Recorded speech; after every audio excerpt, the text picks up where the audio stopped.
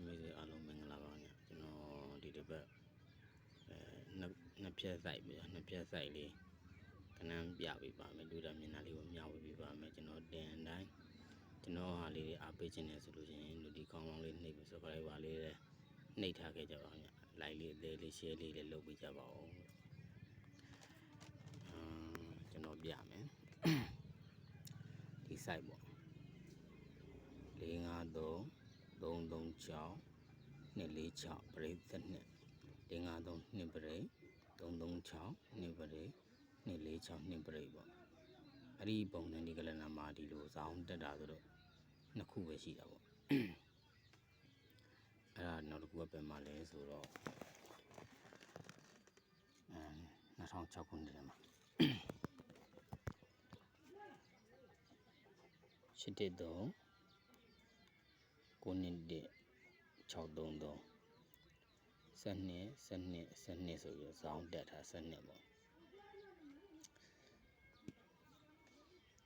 12ဇောင်းတက်ပြီးတော့သူ့ရဲ့ဒီဘက်မှာထွက်တဲ့654ခဏ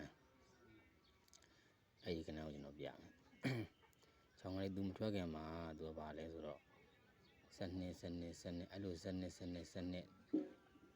3မင်ထောင်ပြီးလို့ရှိရင်သူ့ရဲ့အပေါ်မှာ990 10ပရိတ်ဒါကသူ့ရဲ့ဒီဘက်မှာခွန်1 5ပရိတ်10ပရိတ်လို့ထောက်ထားမယ်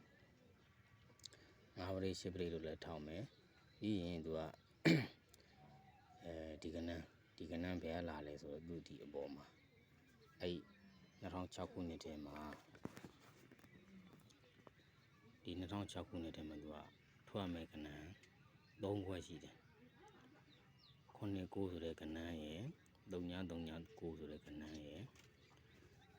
356ဆိုတဲ့ကနန်းအဲ့ကနန်း3ခွက်99 3939 356ဒီမှာ2026မှာလဲ9 563 3939ခဏ3ခွက်ထွက်သွားပြီအဲ့ခဏ3ခွက်ထွက်သွားပြီးမှသူအလုံးလုံးတာပေါ့ဗျာအလုံးလုံးတဲ့ဟာကအခုခွင်တက်ဒီမှာကျွန်တော်ကြည့်ထားတာဒီဘယ်လိုတုံးဆိုတော့ဒီ3939ကနေရေးရမှာ3939 1 2 3 4ပင်မြောင်564ဆိုတဲ့ခဏအဲ့ဒီခဏထွက်ဖို့အတွက်ကလည်းဒီမှာသူ့ရဲ့သူကနေပဲသွားမလဲဆိုတော့ဒီမင်းမကြီးတော့ဝယ်ဒီမှာခွဲစနစ်အထောင်ရဲ့ပေးမှာ654ဆိုပြီးပြန်လဲချထားတာအဲ့တော့သူထွက်ဖို့အတွက်ကသူ့ရဲ့ကနန်းအထောက်ပေါ့ဗျာသူ့ရဲ့ကနန်းအထောက်ကားဒီမှာဒီဇောင်းမှာ960ရဲ့အောက်မှာ933ဆို5ပရိတ်5ပရိတ်ရဲ့အောက်မှာ10ပေ10ခါ3ညထိပ်3လုံးပေါင်း6 3လုံးပေါင်း6ဖြစ်ရမယ်ပြီးရင်5ပေါင်းခြင်း5ပရိတ်5ရဲ့အပေါ်တကွင်ကျော်မှာ654ဆိုပြီးတော့သူထွက်တော့ဒ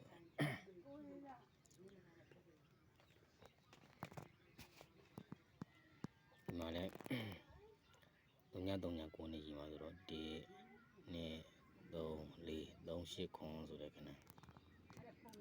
38ခွန်ဆိုတဲ့ကနန်းအဲ့ဒီကနန်းကိုဒီပြန်ကြပါလေကျွန်တော်ပြန်ကြသူကဘယ်နှမ်းမှထွက်မလဲဆိုဒီမှာ2ပရိ3ခုရဲ့ဘေး2ပရိ3ခုရဲ့ဘေးဆိုတော့သူထွက်ဖို့အတွက်ကသူ့ရဲ့တပင်ကြမှာ10ပရိရှိရမယ်ဒါက10ပရိလို့လည်းခံထားမယ်ပြီးရင်သူ့ရဲ့ဒီဘက်အောက်မှာတပင်ကျော်မှာ5ပရိရဲ့အောက်မှာ5ပရိ5ခါ6ထိပ်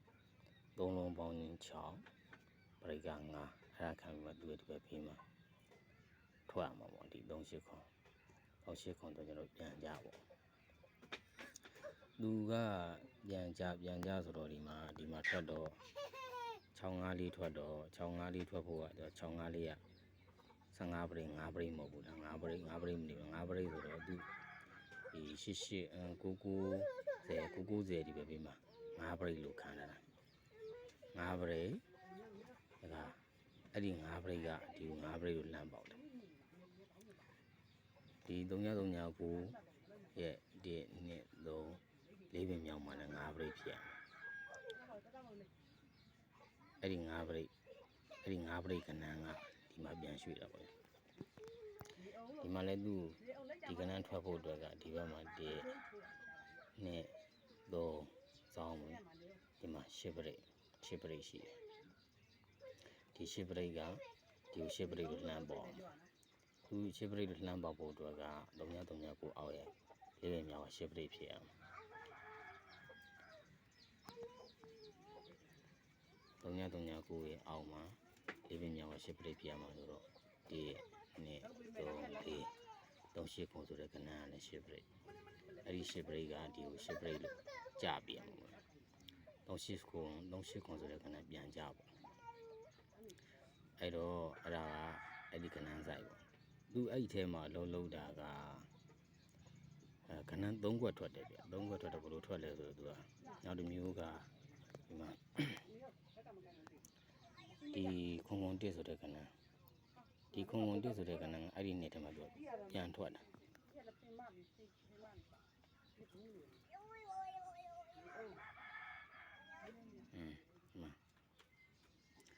ဒီကဏ္ဍထွက်ဖို့အတွက်သူကဒီတစ်ခုံတစ်ကဏ္ဍထွက်ဖို့အတွက်သူ့ရဲ့ဘေးမှာ3 4 5ဆိုပြီး2ပရိတ်ခံတာ2ပရိတ်ခံမဲ့သူ့ရဲ့ဒီဘက်ဘေးမှာအဲ့ဒီခုံတစ်ဆိုတဲ့ကဏ္ဍပြန်ထွက်တယ်သူထွက်ဖို့အတွက်ကလည်းသူ့ရဲ့အပေါ်မှာဇောင်းသူ့ရဲ့ဘေးဇောင်းမှာ4 3 9ခွန်ဆိုထောင်းတာခွန်3 4ခွန်3 4အဲ့ခွန်3 4ထောင်းပြီးလို့ရှိရင်သူ့ရဲ့အပေါ်မှာပရိတ်တစ်ခုရှိတယ်ဒီဘက်နှစ်ပေါ့2005ခုနှစ်နောက်ပိတ်ဆုံးကဏ္ဍ955ဆိုတာဆိုတဲ့ကဏ္ဍ9ပရိတ်အဲ့ဒီ9ပရိတ်ခံပြီးမှသူက2006မှာခွန်304ဆိုတော့ခွန်304လို့ထောင်ပြီးတဲ့ပြန်နဲ့တစ်ခွန်ဆိုတဲ့ကဏ္ဍထွက်တယ်သူ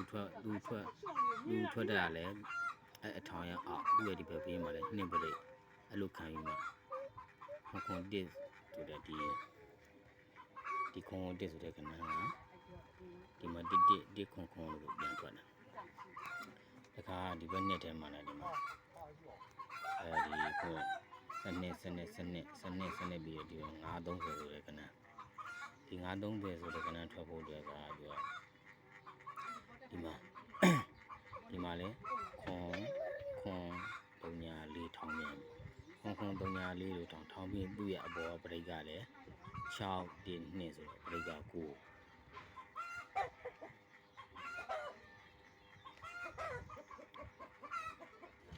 ပရိတ်ကိုခွန်304ဆိုတော့ထောင်းပြီးတဲ့ကြိုင်နဲ့အဲ့ဒီ930ဆိုတဲ့ကဏ္ဍဒီ930ဆိုတဲ့ကဏ္ဍဒီကိုရွှေ့ရအောင်ဒီခွန်304ရဲ့အောက်ပေါ့ဗျာအဲ့ဒီနာကိုထွက်ဖို့တော့ကသူ့ရဲ့ပေးမှာလဲ2 4 6 2ပရိတ်ကခံထားသေးတယ်အဲ့မှာလဲ930ဆိုတဲ့ကဏ္ဍတစ်ပွဲရတယ်ဒီဘက်ကိုကြည့်ပြီးထိုအမေကဏ္ဍက38ခွန်ပြန်ကြ930ခဏန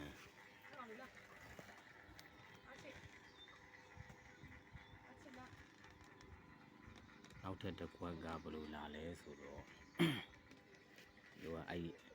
ဒါကြသူအနီးကလောက်သွားတာဆိုတော့ဒီမှာသူထွက်တာကဒီဘရိတ်ဖမ်းမှာပေါ့ဒီမှာဒီဘရိတ်ခွန်1 5ပရိတ်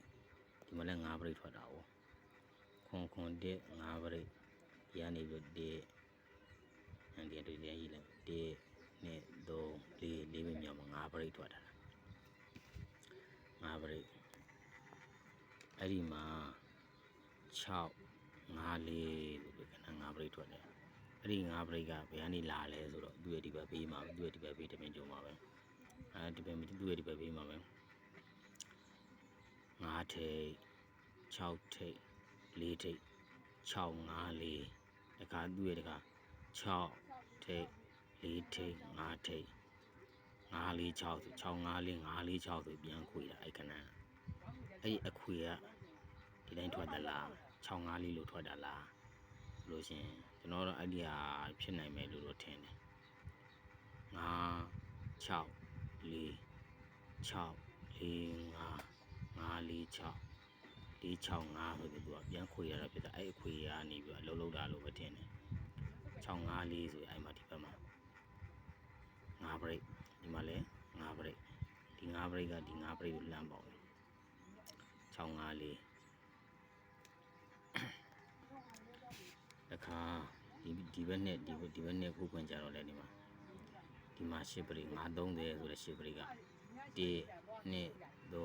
3 4ဘေးမြောင်မှာ10 break ပေါ့10 break ဆိုတော့သူ့ရဲ့ဒီဘက်ဘေးမှာ2ထိပ်3ထိပ်3ထိပ်3 2 3ဆိုတော့8တခါ3 2ဆိုတော့လဲ8ပဲအဲ့ဒီကဏ္ဍကိုပဲပြန်ခွေတာ3 2 3ဆိုတဲ့ကဏ္ဍကိုပြန်ခွေတာဘရိတ်က10 break ကြာတယ်အဲ့တော့အဲ့ဒီမှာအပူခွာပဲ3 2 3ဆိုတဲ့ကဏ္ဍတစ်ခုလည်းထည့်ရတယ်